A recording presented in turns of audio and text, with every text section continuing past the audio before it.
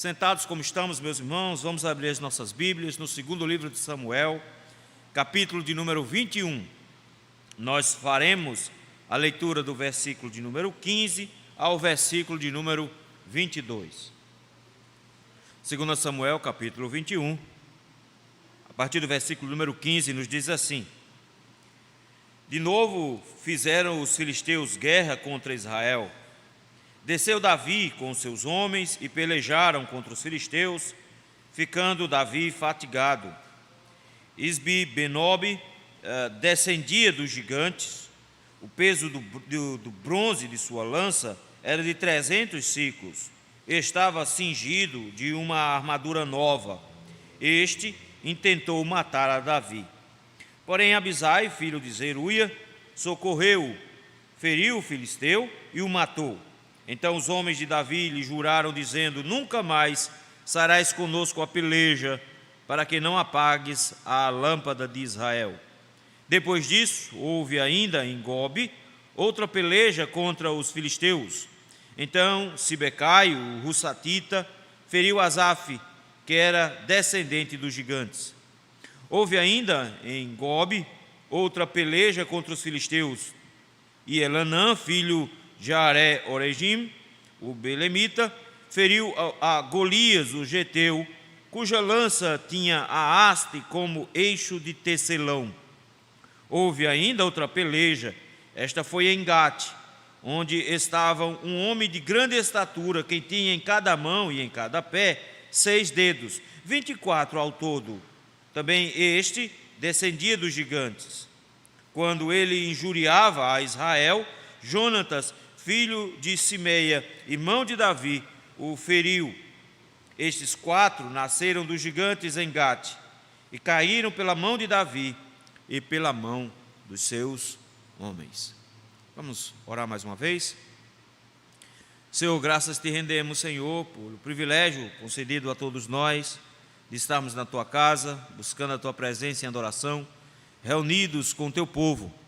Obrigado, Senhor, também pela tua palavra e pelo privilégio de podermos lê-la e meditar nela.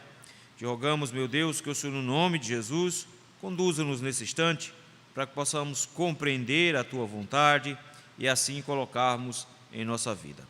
É no nome de Cristo Jesus que nós te rogamos. Amém.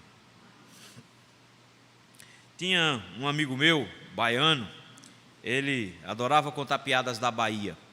E entre as coisas que ele contava, ele dizia assim: todo mundo nasceu e veio a trabalho, baiano veio de férias. A ideia dele era: eu vim descansar.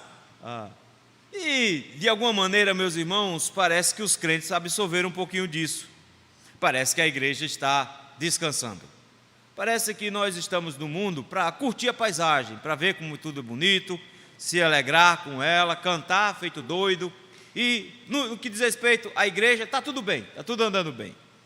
Na verdade, meus irmãos, quando a Escritura fala da vida da igreja no mundo, nunca a descreve com palavras doces, sempre a descreve com dureza. Diz que esse é um lugar de aflição, um lugar de tormentos, um lugar de dificuldades. A Bíblia fala na igreja como sendo peregrina e forasteira, ou seja, não sendo pertencente aqui. E em muitos momentos a vida da igreja aqui é descrita como uma batalha, como uma guerra, de forma que nós estamos numa luta constante, numa batalha constante em várias frentes ao mesmo tempo. Nesse sentido, meus irmãos, o Senhor está estabelecendo o seu reino e a igreja é aquela que está no fronte, que está na frente do combate. Nesse sentido, ela combate contra o seu próprio coração. Nosso maior inimigo é a nossa própria carne. Nós combatemos o próprio mundo pela pregação do Evangelho. Nós combatemos até o próprio Satanás, que investe contra nós com tentações e dores e assim por diante. A igreja de Cristo vive numa guerra. Ela não veio a passeio, ela veio para guerrear. E o texto, meus irmãos, de 1 e 2 Samuel está cheio de guerras. Desde a época de Josué, que nós vemos o tempo inteiro batalhas sendo travadas, guerras sendo travadas. E se começou a história de Davi, lá em 1 Samuel com guerra, não podia terminar diferente agora em 2 Samuel. O capítulo 21 até o capítulo número 24 é o encerramento, o fechamento da descrição da história de Davi aqui. No próximo livro, Davi ainda está vivo, mas já é o final da sua vida, ele já está passando o bastão para Salomão. Mas a forma como é descrito esses últimos capítulos do livro é diferente do restante, porque o livro todo era cronológico, ele vinha trabalhando um evento atrás do outro. Quando nós chegamos no capítulo 21, as coisas mudam de lugar. É como se ele tivesse pegado uma série de outras histórias e compilado aqui. Uma das provas de que isso aqui é uma compilação é a forma como ele está organizado, que nós vimos isso semana passada, numa estrutura chamada quiasmo. A história aqui é contada da seguinte maneira: do versículo de número 1 ao versículo de número 14, nós temos uma punição sobre Israel por causa do pecado de um rei, do pecado, no caso, de Saul. Se você saltar para o capítulo de número 24, você vai ter de novo Israel sendo punido por um pecado de um rei, mas dessa vez o pecado do rei era o pecado de Davi. Nós temos o texto que nós lemos hoje, Davi sendo ajudado com seus valentes nas guerras de Israel, mas da mesma forma, quando nós vamos para o capítulo 23, versículo de 8 em diante, de novo nós temos os valentes de Davi sendo apresentados, ou seja, o rei teve ajuda para implementar o reino.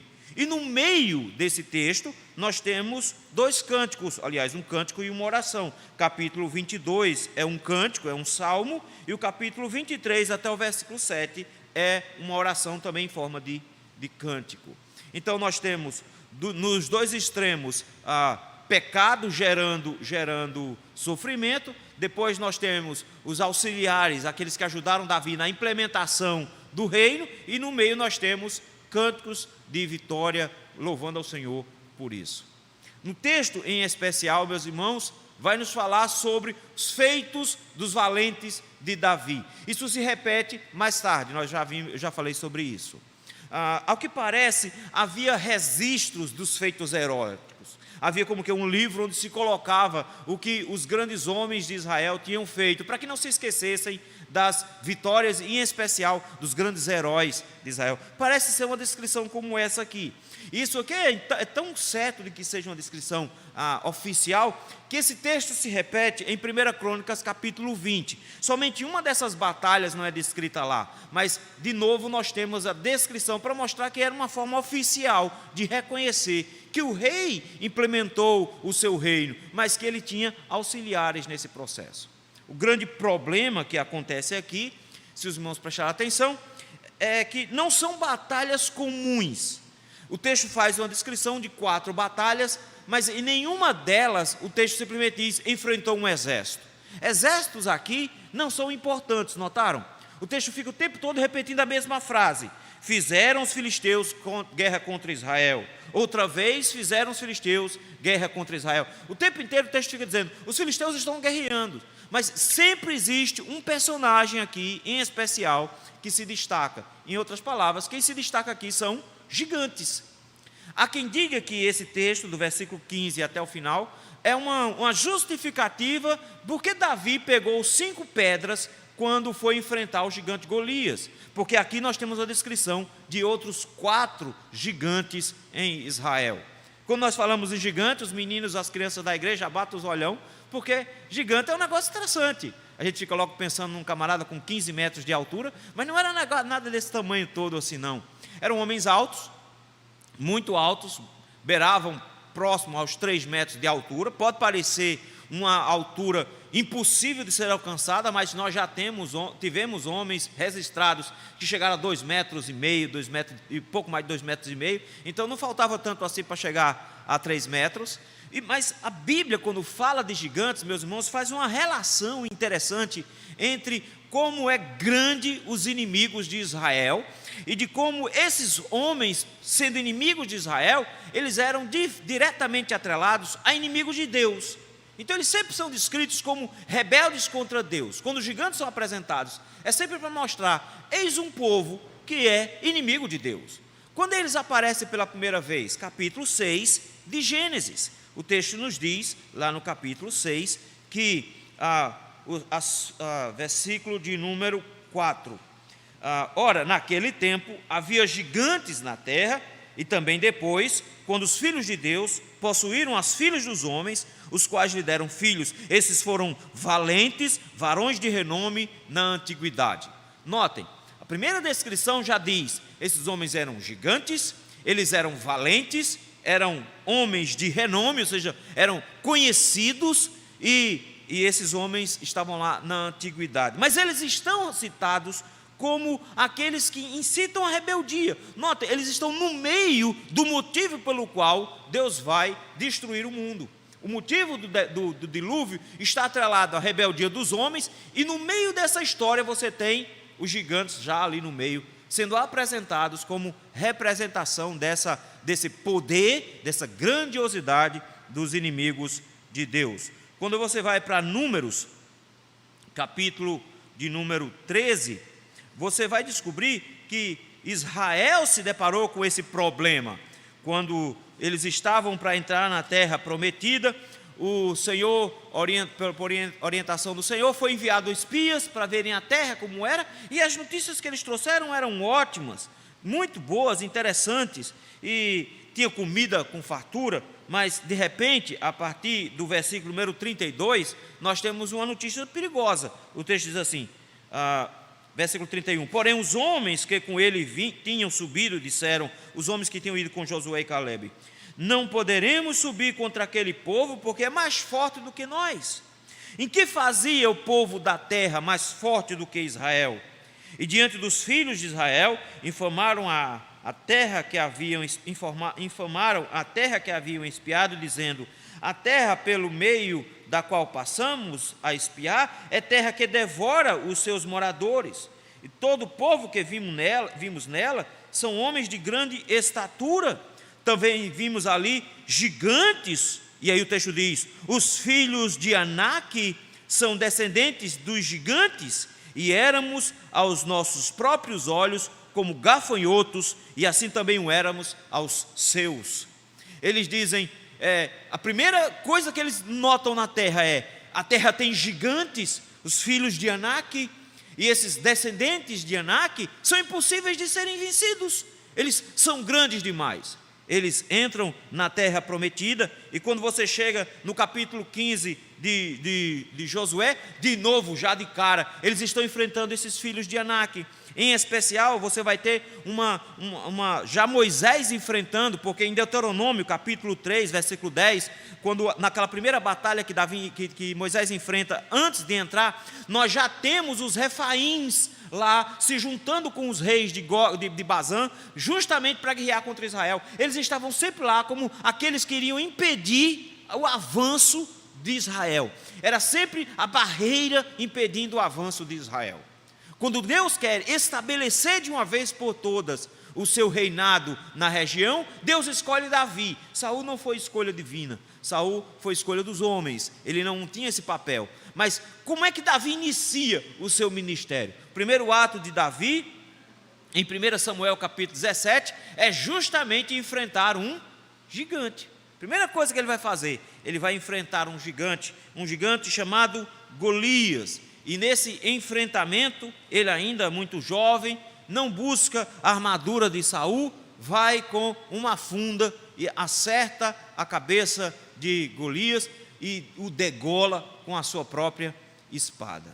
Inicia-se aí então um processo de tomada do reino. O reino finalmente vai ser conquistado. Os gigantes que impediam, os inimigos do Senhor enormes, que impediam a tomada, foi derrotado primeiro. Como é que termina a história de Davi? Vamos contar como é que o Senhor derrotou todos os inimigos de Davi. O texto, meus irmãos, não é uma continuação. Mesmo que pareça, a gente seja tentado a pensar que depois da derrota de Absalão, Davi entrou nessas batalhas aqui. Mas Davi, se fosse isso, Davi já tinha aí por volta dos 80 anos, não faz muito sentido. A história parece trazer coisas que aconteceram lá atrás, naquela época em que Davi estava conquistando Jerusalém. Após a conquista de Jerusalém, diz que os filisteus avançaram contra contra Israel justamente por causa da conquista de Jerusalém, e eles foram sendo derrotados. Então, o que tudo indica, esse texto está apontando para aquela época da história de Israel, quando Davi estava avançando e vencendo todos os seus inimigos. Lembra que o texto diz que depois que Davi venceu todos os inimigos, ele resolveu construir o templo em Jerusalém. Essa aqui é a história de como Davi venceu todos os seus inimigos. A resposta está no versículo 22, dizendo que assim todos caíram pela mão de Davi e pela mão dos seus servos. Mas ao mesmo tempo que nos mostra isso, meus irmãos, nos mostra que, nesse sentido, o reino de Deus contra os inimigos desse reino. E que os inimigos desse reino não são coisa pequena, pelo contrário, são enormes, são gigantes e são perigosos. O texto já começa nos mostrando um perigo real a partir aí do versículo de número 15. O texto já inicia dizendo que fizeram os filisteus guerra contra Israel, e Davi desceu com os seus homens e pelejaram contra os filisteus. Nessa época, Davi acompanhava o seu exército na batalha, no fronte. Davi, ele tinha prazer na guerra, isso é bem verdade. Ele desde o início já foi assim. E ele acompanhava como rei ainda o exército. Só que pela primeira vez eles viram que já não era tão interessante manter o rei numa batalha como essa. O motivo é que o rei cansou. O rei cansou. Davi está numa batalha, a gente não sabe por que isso aconteceu. Nós não sabemos se Davi já estava fora de forma, ficando aí já gordinho. Mas eu creio que deve ter sido porque a batalha se alongou. A batalha ficou muito grande. E aí, no meio da batalha, imagina você fazendo o exercício. Se você acha que o personal trainer já te aperta, imagine você no meio de uma guerra. Não tem esse negócio. Não tem como parar e dizer, olha, 5 minutos para o descanso, para tomar uma água, não rola. Você tem que continuar. E muitos dos soldados morriam justamente por causa da exaustão. Era muita força. A Bíblia vai nos falar mais tarde de um homem que no meio de uma batalha segurou com tanta força e por tanto tempo a espada que ele não conseguia abrir a mão depois. A mão ficou fechada, ele não conseguia nem abrir. A gente vai ver isso ainda no final desse livro. Vejam, era extremamente cansativo. E Davi cansou. Davi cansou. Nesse momento, quando Davi cansa, Davi está vulnerável. E quando você tem uma guerra onde o rei faz parte dessa guerra, existe uma maneira muito simples de você vencer a guerra. Você não precisa, num tabuleiro de xadrez, matar todas as peças do tabuleiro. Você só precisa matar uma. Se você mata o rei, acabou a partida. Se você mata o rei no meio de uma guerra, o que é que o exército vai ficar fazendo lá? Eles não têm mais o que fazer lá, eles acabaram de perder. E aí então, no versículo de número 16, diz que um homem chamado Isbi-Benob viu uma chance aí. Ele viu que Davi estava cansado. Ele viu que Davi estava, o texto literalmente diz, fatigado, muito fatigado, já exausto. Ele viu uma oportunidade. E de repente poderia ser assim, não, é um homem que viu uma oportunidade de vencer Davi. Ele estava perto, viu Davi cansado e viu. Não, o texto para descrever e diz assim: e ele descendia dos gigantes. O texto para o tempo inteiro para dizer, tem relação com os gigantes. Esse homem, ele descendia dos gigantes. E agora vem uma descrição rápida de como ele se vestia. Primeiro, o peso do bronze da sua lança era de 300 ciclos. É a metade da lança de Golias.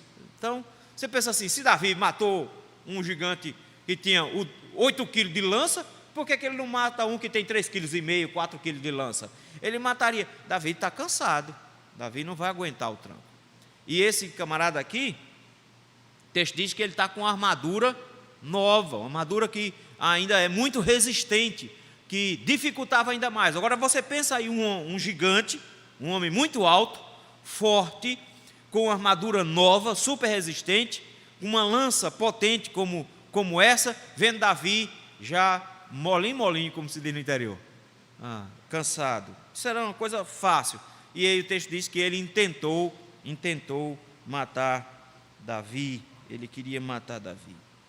Queridos, isso aqui é interessante notar, diante da fraqueza do rei, o inimigo encontrou uma chance de avançar sobre o rei. E não é qualquer um, é um gigante. É um gigante. A Bíblia diz que Davi foi salvo nesse dia. Interessante, porque sempre Davi é o guerreiro, é aquele que está à frente, que faz o ato heróico. O texto diz, não, mas nesse dia não foi Davi. Nesse dia não foi Davi. Foi outra pessoa.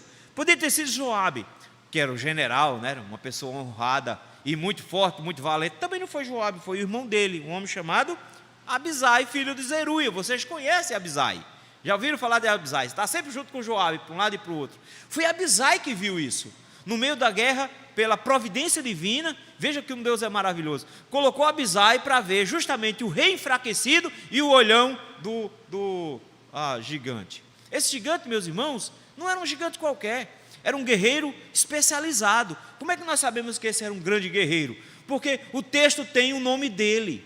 Se fosse um guerreiro qualquer, dizia, tem um gigante lá que resolveu matar Davi. Não, o texto diz o nome.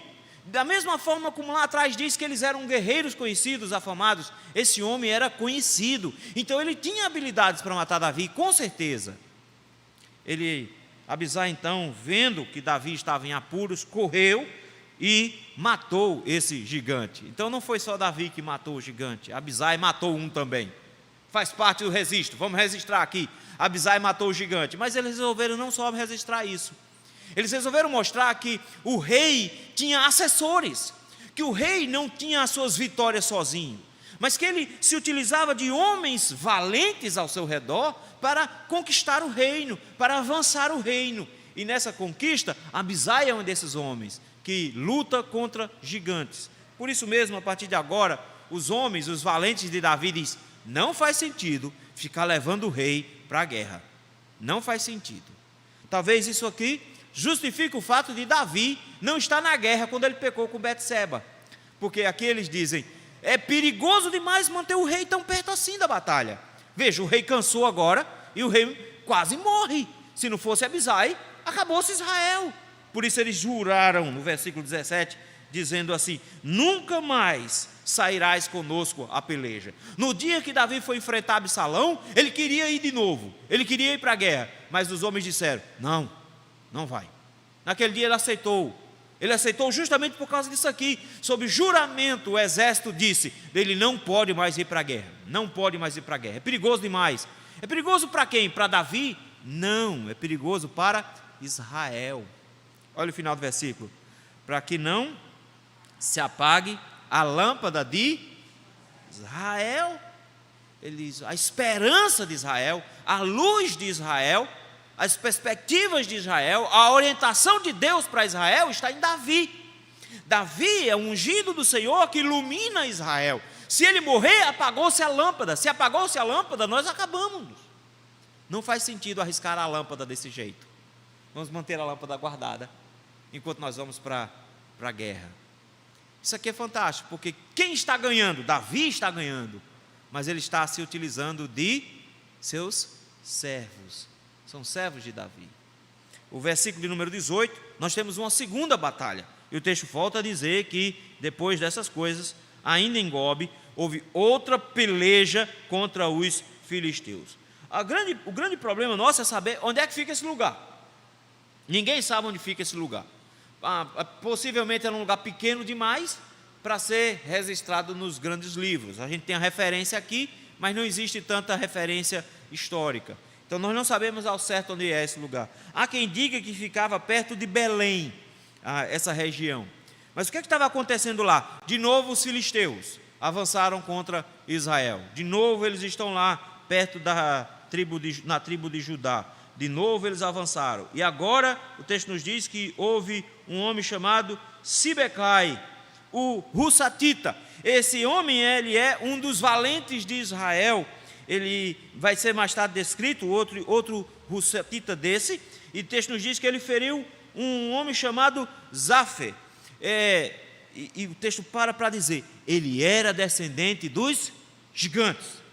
De novo, a grande ênfase é, ok, teve uma guerra lá, e nessa segunda guerra agora, quem entrou foi Sibecai, e ele matou um outro guerreiro, que também tem nome, não era um guerreiro qualquer. Se tem nome, é porque era famoso, era conhecido. o texto diz, ele era descendente de gigantes. Deus estava expandindo o reino, Deus estava derrotando os seus inimigos, estabelecendo o reino de Davi, mas Davi não está mais na guerra, não se fala mais de Davi agora, não existe mais a imagem de Davi aqui. Davi guerreia por meio dos seus valentes. Agora um segundo gigante morreu, o gigante Zaf. Versículo 19, nós temos uma terceira guerra. Houve ainda, de novo em Gobe, outra peleja contra os filisteus. Uma terceira batalha, essa segunda batalha na região de Gobe. E aí o texto vai nos falar de um homem chamado Elanã, filho de Jaré, Oregim, o belemita, ou seja, da região de Belém, feriu a Golias, o geteu. Aí complicou, porque até onde a gente sabia, Golias tinha perdido a cabeça. Então não faz sentido Golias estar aqui de novo, não é? Quando você vai para 1 Crônicas, veja comigo aí, capítulo 20, essas guerras são descritas lá novamente, e talvez lá nós tenhamos uma imagem melhor do que foi que aconteceu lá. 1 Crônicas, eu estou em 2, capítulo 20.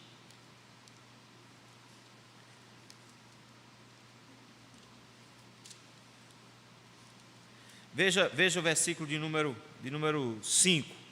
São as mesmas descrições da guerra lá, inclusive o versículo 4 tem da guerra anterior. Ele diz que a guerra foi em Gezer, que lá diz que foi Gobe.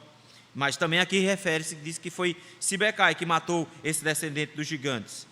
E agora olha o versículo 5. Houve ainda outra guerra contra os filisteus, e Elanã, agora ele é chamado de filho de Jair. Filho de Jair. Há quem veja aqui um outro nome para Davi. Eu não creio que seja isso, porque seria necessário muita invenção, porque chamariam Davi de Elanã e Jessé de Jair. Mudar os nomes assim tanto, acho que não faz sentido. Mas eu acho que a explicação que é dada aqui em 1 Crônicas fica melhor entendida, porque o texto diz assim, e ele feriu um homem chamado Lami. Lá em Samuel não diz quem era, não diz o nome, só diz que ele feriu Golias, o geteu, da região de Gate. Mas aqui diz que foi Lami, irmão de Golias. Irmão de Golias, o geteu. E o que é que tem de característica com o irmão de Golias? Era tão grande quanto. De novo o texto diz, ele tinha uma lança enorme. A lança dele parecia um eixo de tecelão. Era uma barra de madeira usada, grossa, grande, que era colocado no meio dos equipamentos para fazer tecido. Eles pareciam um eixo de tecelão, o tamanho da lança dele. Era muito parecido com Golias. Davi matou? Não, dessa vez foi um camarada chamado Elanã. Ele vai ser um dos valentes de Davi, que também derrotou um dos gigantes, no caso aqui, derrotou o irmão de Golias, tão grande quanto Golias. Versículo de número 20, nós temos a última batalha, a quarta e última batalha. Dessa vez a batalha foi no próprio território dos gigantes, no próprio território dos filisteus, na cidade de Gate. E aqui é possível que seja os últimos momentos. Se você for olhar lá para o texto de 1 Crônicas, diz que os filisteus foram subjugados nessa segunda batalha. Aqui não, aqui eles estão sendo exterminados de vez. Aqui acabou os gigantes. O texto nos diz que houve ainda uma outra peleja, dessa vez agora na própria região dos gigantes, em Gate, e ali estava um homem de grande estatura. Era também um gigante. Agora, o que chama a atenção desse gigante não é a armadura nova dele. O que chama a atenção desse gigante não é o peso da lança, nem o tamanho, que era o tamanho de uma lança. O que chama a atenção nele aqui é o tanto de dedo que ele tem. Você olhava para a mão do cara, era um negócio esquisito. E isso é muito comum. Aqui no Nordeste, principalmente. Se você for para o interior, o que tem na minha rua mesmo, lá tinha um bocado. Às vezes tinha um dedinho miudinho, balançado, pendurado. Meu Deus, dava um trabalho. O pessoal enrolava cabelo no dedo, até o dedo cair. Eu tinha um outro amigo que ele tinha um dedo indicador em cima desse dedo polegar. Era um negócio estranho, ficava parecendo um esporão de galo. Ter 6 dedos nas mãos era comum. Tinha um amigo meu que tinha 24 também. Tinha um dedo em cada mão e um dedo em cada pé. Era a característica desse a gigante aqui? Tinha 24 dedos. Foi a primeira coisa que eles viram. O cara tem não sei quantos metros de altura, o que é que eles viram? Ele tem 6 dedos. A primeira coisa que eles viram. Essa era a grande característica. Não é dito o nome dele aqui, mas se dissesse, é o gigante de 6 dedos, eu acho que era fácil de achar. Todo mundo ia achar. Tinha 24 dedos. E esse homem aqui, também, de grande estatura, ele se levantou. Mas ele tem uma atitude típica dos homens de Gate. Note como é que termina. Como é que começou? Começou dizendo, houve um gigante que quase matou o rei, mas Abisai o matou. Depois houve outros gigantes, outros 2 gigantes, que também eram grandes na região de Gobe, mas os valentes de Davi o mataram. Tem um último gigante na própria região de Gate, que esse tinha 6 dedos, mas a atitude dele é a mesma atitude do primeiro, lá de 1 Samuel. Olha o que ele fazia, versículo de número 21. Quando ele injuriava a Israel. O que foi que comoveu o coração de Davi quando ele chegou na batalha? Foi que quando ele esteve na batalha, ele não foi lá para guerrear, ele ia lá, era com o menino, levando comida para os irmãos. Mas ao ver Golias xingando, blasfemando contra o Senhor e xingando Israel, ele disse, como é que vocês deixam um incircunciso desse, está falando isso contra Israel e contra o Senhor? A revolta dele não era porque tem um gigante tentando invadir Israel. Ele não tem direito de falar assim contra Deus. É tanto que quando Davi vai enfrentar Golias, ele diz, você vem para mim com espada, eu vou em nome do Senhor, ou seja, eu estou guerreando contra você para defender a honra do meu Deus. E de novo aqui nós temos um outro gigante da região de Gate, da mesma região de Golias, fazendo a mesma coisa que Golias, injuriando a Israel. Dessa vez quem vai entrar na dança não é Davi, mas é o irmão, aliás, é o Jonatas, filho de Simeia. O texto diz que era irmão de Davi. Ele tomou as dores de Israel também, do jeito que o irmão mais novo dele fez. E o texto diz que ele se levanta e matou o gigante, porque também insultou o povo de Deus. E o texto termina dizendo, estes 4 nasceram dos gigantes em Gate. Isso aqui agora, para terminar, dizendo, são esses os inimigos do Senhor desde o início. São esses que dominavam a terra e que desde lá, Gênesis 6, são inimigos do Senhor, são inimigos do povo de Deus. Desde Deuteronômio, passando por Josué, são esses os inimigos do Senhor. São esses o primeiro inimigo que o rei, ungido do Senhor, Davi, venceu. Esses são os inimigos do Senhor. E dessa vez, foi o povo de Deus que venceu. Foram os valentes de Davi que venceram. O rei está estabelecendo o seu reino, não mais pela sua própria mão agora, mas pela mão dos seus servos. E o texto termina dizendo, e caíram pela mão de Davi e pela mão dos homens de Davi. Os servos de Davi são guerreiros. O nosso rei, meus irmãos, já venceu os nossos grandes gigantes. Gigante aqui não é seu problema de saúde, aquele esporão de galo, né? Gigante aqui não é sua coluna quebrada. Gigante aqui não é aquela causa da justiça. Gigante aqui são os inimigos do Senhor. E como inimigos do Senhor e do povo de Deus, os grandes gigantes, Cristo já venceu. Na cruz do Calvário ele venceu Satanás, pisou em sua cabeça e o derrotou. O maior de todos os gigantes, aquele que se levanta contra Deus, já foi vencido. Mas também ele nos mostra que ele nos venceu a autoridade e o poder que o pecado tinha sobre nós, vencendo a morte também em nosso lugar. Mas de repente nós somos lembrados de que o reino de Deus já chegou, mas o reino de Deus está sendo ainda estabelecido. E que eu e você agora somos os valentes de Davi. Que da mesma maneira os gigantes ainda estão aí. O mundo, a carne e o diabo ainda precisam ser vencidos. E que nós, da mesma maneira, nos juntamos a Cristo para ser aqueles que vão conquistar o mundo. Nós somos enviados para o mundo, meus irmãos, não para passear por ele. Nós somos enviados ao mundo para conquistá-lo, para derrubar os inimigos do Senhor. De que maneira? Por meio da pregação do Evangelho. O mundo será derrotado quando o Evangelho os conquistar. A igreja de Cristo é uma vencedora de gigantes. Cada cristão é um valente de Jesus, pronto a guerrear contra gigantes, porque ele sabe o tamanho do poder que o mundo possui, mas nós somos aqueles que enfrentamos os poderes do mundo para pregar o Evangelho para eles. Nós somos também aqueles que lutam contra os seus próprios corações, e não se engane, o seu coração é um gigante imenso, e ele é corrupto, e ele fala mal do Senhor, e ele se levanta contra o Senhor o tempo inteiro, e nós somos levados a guerrear contra o nosso próprio coração todos os dias o nosso coração é um inimigo feroz que tenta nos arrastar, muito maior do que qualquer um desses gigantes, e nós somos levados todos os dias a guerrear. Não só isso, meus irmãos, nós somos levados a guerrear contra o próprio Satanás e as hostes do inferno. Não é porque você não está vendo que ele não está atuando. A Bíblia nos orienta a nós não colocarmos de lado a ideia do poder de Satanás. Ele é poderoso, sim. Ele é sagaz, ele é esperto, ele sabe fazer as coisas, e nossa luta é justamente contra ele.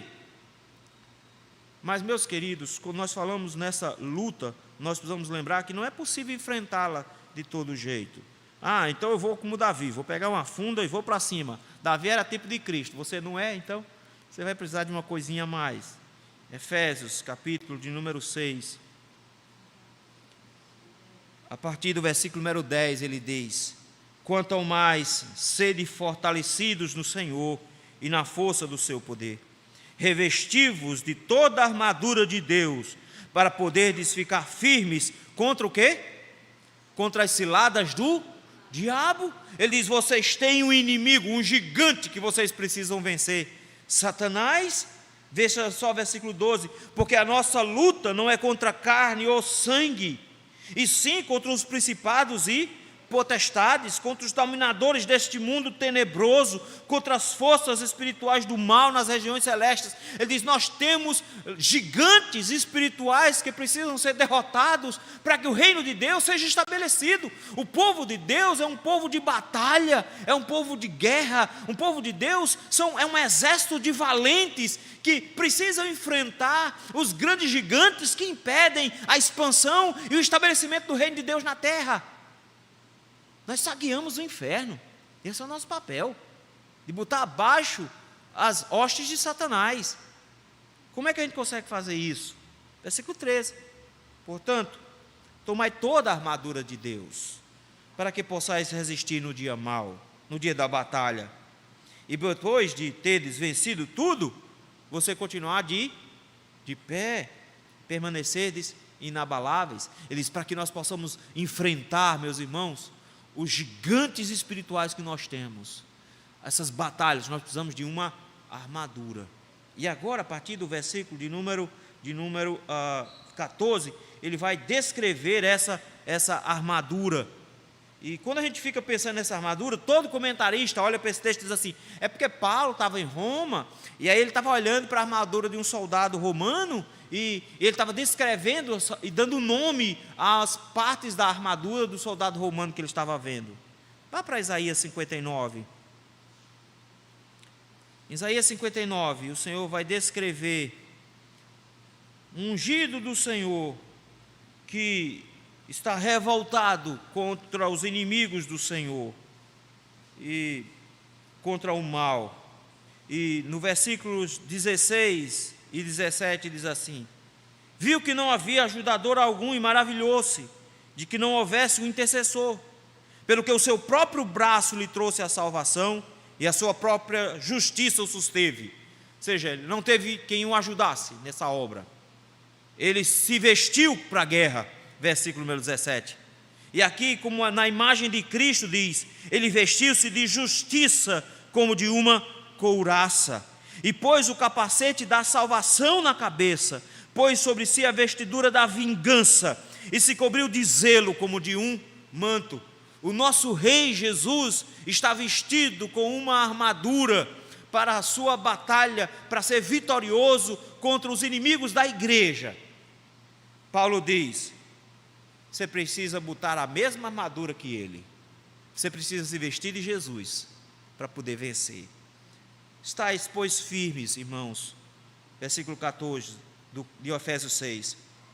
Cingindo-vos com a verdade. Vista-se com a verdade. Vestindo-vos com a couraça da justiça. Calçar os pés com a preparação do evangelho da paz. Embraçando sempre o escudo da fé, com o qual podereis apagar todos os dardos inflamados do maligno. Tomai também o capacete da salvação, a espada do Espírito, que é a palavra de Deus, com toda oração e súplica, treinamento, orando em todo o tempo no Espírito, para isso vigiando com toda perseverança e suplicando por todos os santos. Ele diz: vista-se de Cristo e prepare-se para expandir o reino do Rei. Vista-se de Cristo e prepare-se para estabelecer o reino do Rei. O Senhor convoca, meus irmãos, seus valentes, para estabelecer o seu reino aqui na terra. Eu e você somos esses valentes. O povo de Deus são convocados para vestir a Cristo como sua armadura, irem para a batalha debaixo de oração e vencê-los. O povo de Deus vence gigantes. E você achando que o gigante era o seu vizinho que estava te aperreando. Não, meus irmãos. Nós somos então desafiados hoje, queridos, de forma bem simples, a entender a natureza do povo de Deus. O mundo está aí como um gigante querendo engolir a igreja. Os ímpios estão aí prontos como gigantes, dispostos a avançar contra a igreja. O seu coração, como um gigante, tenta te dar uma rasteira todo dia e derrubar você. Todos os dias Satanás intenta contra nós, nos tentando e dispondo setas para que a gente possa cair. Mas nós tomamos a armadura de Cristo. Esse é o nosso grande desafio. Tomar a armadura de Cristo sobre nós, nos vestirmos de Cristo e sabemos que nós não estamos aqui a passeio, nós estamos numa batalha. Nos tornemos então, meus irmãos, valentes de Cristo, que vão expandir o reino do Senhor, pregar o Evangelho, porque quando nós pregamos o Evangelho, nós destruímos o gigante mundo, nós destruímos a sua influência, nós o colocamos abaixo, nós oramos e resistimos o diabo, e a Bíblia nos diz que se nós resistimos, e o termo resistir é justamente um termo militar, avance contra ele, lute contra ele, resista ao diabo e ele fugirá de vós. A Bíblia nos diz que o nosso coração precisa ser derrotado todos os dias. Acorde de manhã já brigando contra ele. Como você brigou hoje de manhã, ele ficou dizendo: fica na cama mais um pouquinho, só mais 5 minutos. Você já venceu metade da guerra hoje, está vendo? Lutemos, meus irmãos, contra o mundo, contra o diabo e contra o nosso próprio coração, revestidos da armadura de Cristo, para que, sendo valentes de Jesus, possamos expandir e estabelecer o seu reino enquanto nós estivermos com vida. Eu sei que às vezes a igreja acha que está a passeio. Tem cantor demais hoje e guerreiro de menos. Precisamos urgentemente de uma igreja que entenda que nós não estamos aqui a passeio. Nós não nascemos de férias. Nós nascemos numa batalha. Que o Senhor faça de cada membro da igreja presbiteriana Largo da Paz um valente de Cristo, vestido da armadura que é Jesus, enfrentando os gigantes inimigos do Senhor. Senhor, graças te rendemos, meu Deus, porque sabemos que os nossos inimigos são imensos, mas Satanás não nos causa mais medo. Ele perdeu todo o seu poder quando o Senhor foi vitorioso sobre ele na cruz do Calvário. Ele não pode mais intentar acusações contra nós, ele não pode mais nos derrotar e nos matar, mas ele continua insistindo contra nós, Senhor. E ele avança com tentações, com dores, com perseguição contra nós. Dá-nos, ó Senhor, a força que vem do Senhor, para que possamos, meu Deus, resistir às tentações de Satanás, e assim resistindo, meu Deus, possamos ser vitoriosos, não caindo como soldado no meio de uma guerra. Senhor, o nosso próprio coração é um inimigo formidável, Senhor. É muito difícil vencê-lo com seus argumentos. tentando todo dia pregar a nós mesmos, a nossa alma, uma mensagem contrária ao teu evangelho. Dá-nos forças, ó Senhor, para resistirmos à nossa carne. Dá-nos forças, ó Senhor, para que possamos vencer a nossa carne, crucificando-a, meu Pai, como o Senhor nos ensinou. Faz-nos guerreiros que, antes de amarrar Satanás, amarram o seu próprio coração, o prende e o saqueia, como disse o Senhor quando lá no Evangelho de Lucas. E o mundo, Senhor, que se levanta contra nós, nos faz, ó Senhor, lembrar, como nas palavras do teu servo Paulo, que nossa luta não é contra carne ou sangue. Senhor, nós não temos problema nenhum contra partidários de tal ou tal partido, nós não temos luta nenhuma contra ateus, contra homossexuais ou coisa desse tipo. Nós lutamos contra o mundo, contra o pecado, e a nossa vitória será pela pregação do teu evangelho, pela conversão dos perdidos. Ajuda-nos, ó Senhor, a guerrearmos nesse sentido. Ajuda-nos, ó meu Deus, para que possamos, revestidos do Senhor, sermos valentes do Senhor e vitoriosos em Cristo Jesus. É no nome do Senhor Jesus, teu Filho amado, que nós te rogamos isso. Amém.